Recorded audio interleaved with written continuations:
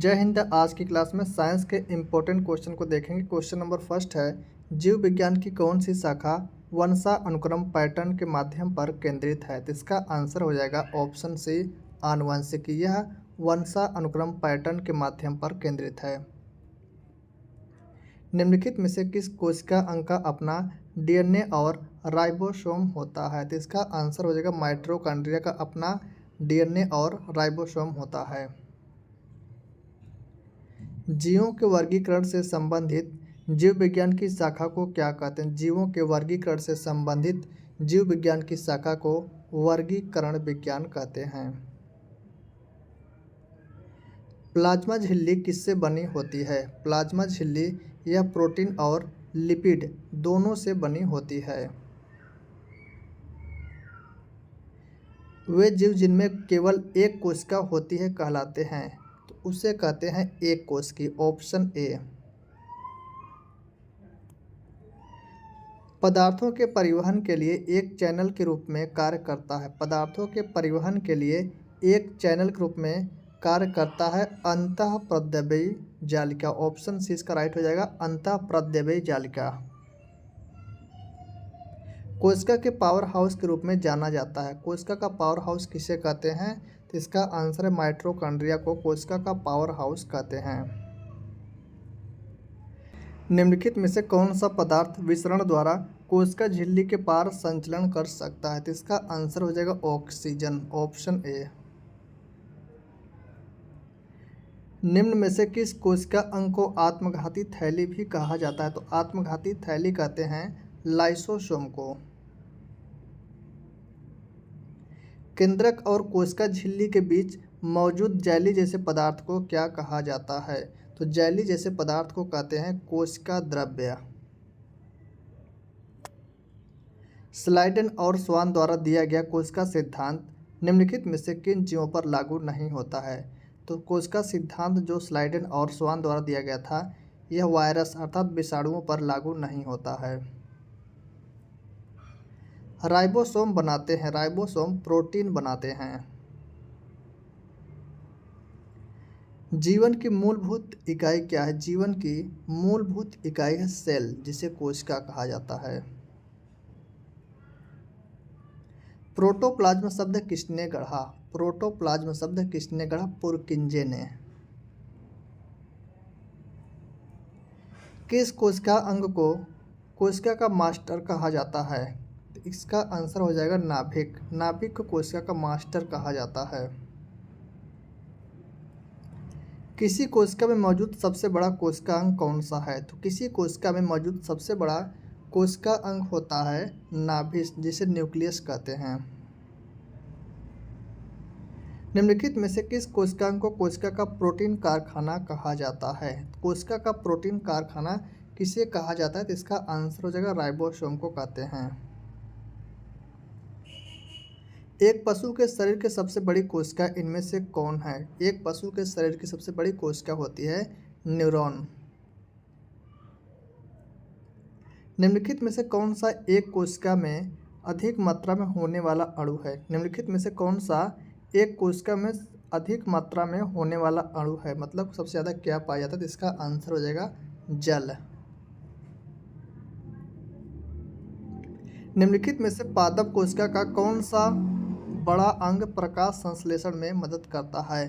तो प्रकाश संश्लेषण में मदद करता है प्लास्टिड। पादपों में प्लाज्मा झिल्ली के बाहर स्थित कठोर बाह्य आवरण को क्या कहा जाता है? जो पेड़ पौधे होते हैं उनके प्लाज्मा झिल्ली के बाहर स्थित कठोर बाह्य आवरण को क्या कहते हैं? तो उसे कहते हैं कोशिका भित्ति। कौन सा अंगक केवल पादप अर्थात पेड़ पौधे के कोशिकाओं में पाया जाता है? इसका आंसर हो जाएगा हरित लवक। हरित लवक यह केवल पेड़ पौधों में पाया जाता है। क्लोरोफिल में निम्न में से कौन सा तत्व उपस्थित होता है? क्लोरोफिल में मैग्नीशियम पाया जाता है।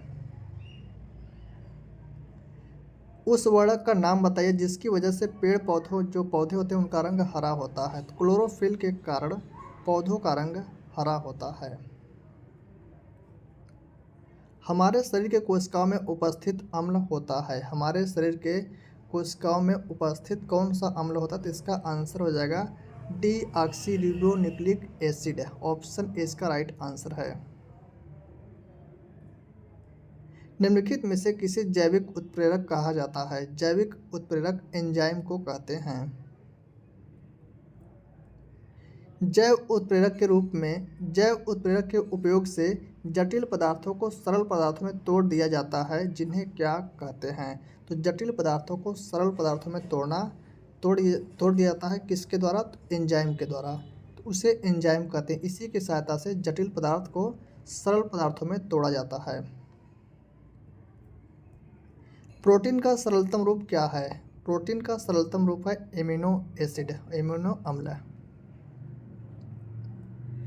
निम्न में से कौन सा एंजाइम प्रोटीन का विखंडन करता है? प्रोटीन का विखंडन करने वाला एंजाइम है पेप्सिन। इनमें से कौन सा एंजाइम स्टार्च को सरल शर्करा में विखंडित करता है? तो स्टार्च को सरल शर्करा में विखंडित करता है एमाइलेज।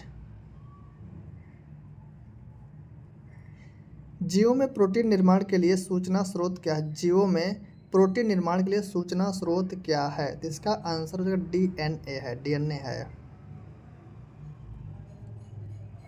मानव शरीर की ऊर्जा आवश्यकताओं के मापन हेतु किस मापन इकाई का प्रयोग किया जाता है?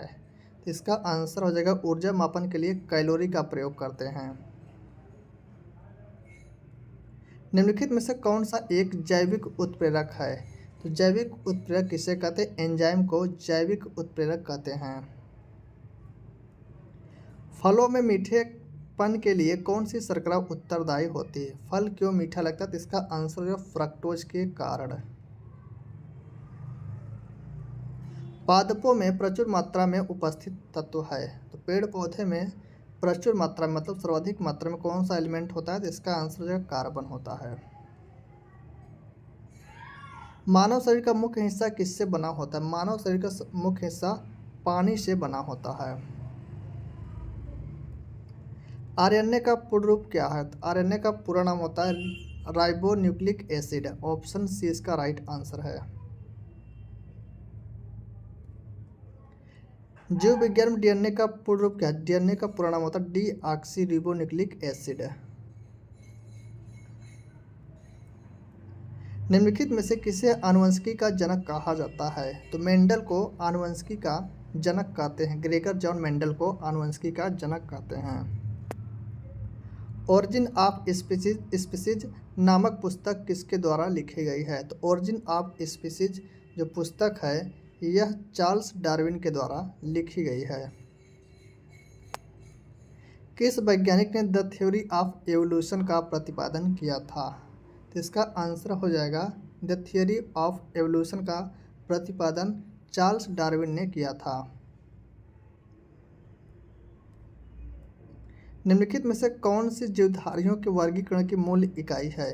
तो जीवधारियों के वर्गीकरण की मूल इकाई है जाति, जिसे स्पीसीज कहते हैं। निम्नलिखित में से कौन सा नाइट्रोजन फिक्सिंग बैक्टीरिया है? राइजोबियम। इसे नाइट्रोजन फिक्सिंग बैक्टीरिया कहते हैं। इसी के द्वारा नाइट्रोजन का स्थिरीकरण होता है। दूध से दही में बदलने के लिए किस बैक्टीरिया का प्रयोग किया जाता है? तो इसका आंसर हो लैक्टोबैसिलस। पहला प्रकाश संश्लेषी ऑक्सीजन उत्पन्न करने वाला जीव पृथ्वी प्रकट हुआ था। तो कौन सा जीव था? तो इसका आंसर हो जाएगा साइनोबैक्टीरिया। निम्नलिखित में से कौन सा एक कोश के जीव का उदाहरण है? तो अमीबा और पैरामीशियम ये एक कोश के जीव का उदाहरण है। द्विपद नाम पद्धति को किसने प्रस्तुत किया था? तो इसका आंसर हो जाएगा कैरोलस लिनियस ने द्विपद नाम पद्धति को प्रस्तुत किया था। एकमात्र पक्षी का नाम बताइए जो पीछे की तरफ उड़ सकता है। तो उसका नाम है हमिंग बर्ड। हमिंग बर्ड यह पीछे की तरफ उड़ता है। बाज की चाल लगभग कितनी होती है? बाज पक्षी है, उसकी चाल 320 किलोमीटर प्रति घंटा होती है। निम्नलिखित में से आहार नाल का सबसे लंबा भाग कौन सा है? आहार नाल का सबसे लंबा भाग होता है छोटी आंत। प्रोटीन को पचाने वाला एंजाइम पेप्सिन कहाँ स्रावित होता है, कहाँ से स्रावित होता है, तो इसका आंसर हो जाएगा आमाशय, स्टमक से स्रावित होता है। आमाशय की भित्ति में स्थित जठर ग्रंथियां निम्नलिखित में से किसका स्राव नहीं करती हैं, तो जठर ग्रंथियां जो होती है किसका स्राव नहीं करती हैं, तो इसका आंसर हो जाएगा लार, लार का स्राव नहीं करती हैं। कार्बोहाइड्रेट, प्रोटीन और वसा का पूर्ण पाचन कहाँ होता है, तो इनका पूर्ण पाचन होता है छोटी आंत में। निम्न में से कौन सा अंग पित्त रस, जिसे बाइल जूस कहते हैं, का स्रावित करता है, तो बाइल जूस अर्थात पित्त रस यह यकृत द्वारा स्रावित होता है, जिसे लीवर कहते हैं। मानव इनमें से किसे नहीं पचा सकता, मानव सेलुलोज को नहीं पचा सकता है। पाचन के बाद प्रोटीन परिवर्तित हो जाता है, पाचन के बाद प्रोटीन अमीनो अम्ल में परिवर्तित हो जाता है। मानव शरीर का सबसे बड़ा आंतरिक अंग कौन सा है, मानव शरीर का सबसे बड़ा आंतरिक अंग है लीवर अर्थात यकृत। पाचन तंत्र के चरणों का निम्नलिखित में से कौन सा सही अनुक्रम है, कौन सा अनुक्रम सही है, तो इसका आंसर हो जाएगा सबसे पहले अंतर्ग्रहण, मतलब भोजन खाते हैं, उसके बाद पाचन होता है, उसके बाद अवशोषण और लास्ट में होता है उत्सर्जन। तो ऑप्शन डी इसका राइट आंसर।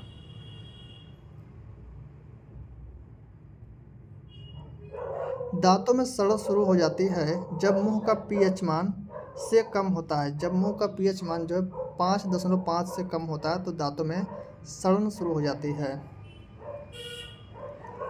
हमारा पेट निम्नलिखित में से किस अम्ल का उत्पादन करता है जो पाचन प्रक्रिया में सहायक होता है, तुम्हारे पेट में HCl हाइड्रोक्लोरिक अम्ल पाया जाता है, तो इसका आंसर हो जाएगा ऑप्शन से।